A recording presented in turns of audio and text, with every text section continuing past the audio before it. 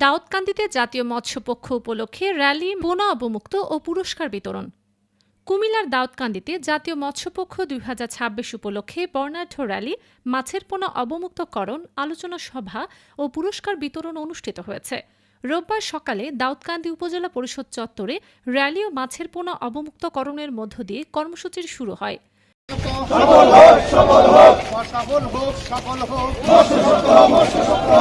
পরে উপজেলা পরিষদ মিলনায়তনে অনুষ্ঠিত আলোচনা সভায় সভাপতিত্ব করেন উপজেলা নির্বাহী অফিসার নাহিদ আহমেদ। অনুষ্ঠানে প্রধান অতিথি ছিলেন বিএনপির জাতীয় নির্বাহী কমিটির সদস্য ড খন্দকার মারুফ হোসেন। এ সময় মৎস্য খাতের উন্নয়ন, মাছের উৎপাদন বৃদ্ধি, নিরাপদ মাছ উৎপাদন ও মৎস্য সম্পদ সংরক্ষণের উপর গুরুত্বারোপ করেন বক্তারা। আমি এখানে আমাদের যিনি সভাপতিত্ব করছেন তিনি আবার এই দাউদকান্দির নির্বাহী ম্যাজিস্ট্রেট।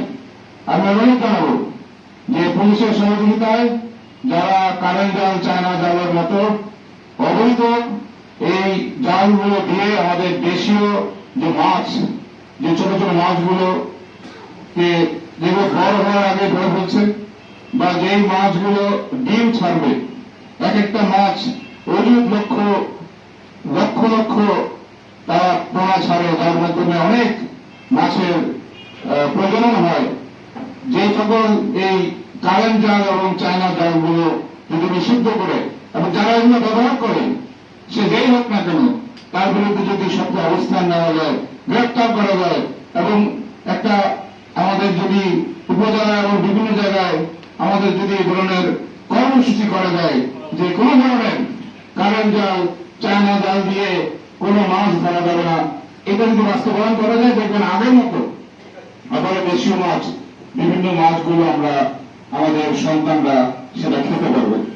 অনুষ্ঠানে দাউদকান্দি উপজেলার সিনিয়র মৎস্য কর্মকর্তা সাবিনা ইয়াসমিন চৌধুরী, উপজেলা প্রাণী সম্পদ কর্মকর্তা ড এমদাদুল হক সহ বিএনপি ও অঙ্গ সংগঠনের নেতৃবৃন্দ, মাছ চাষী এবং সাংবাদিকরা উপস্থিত ছিলেন।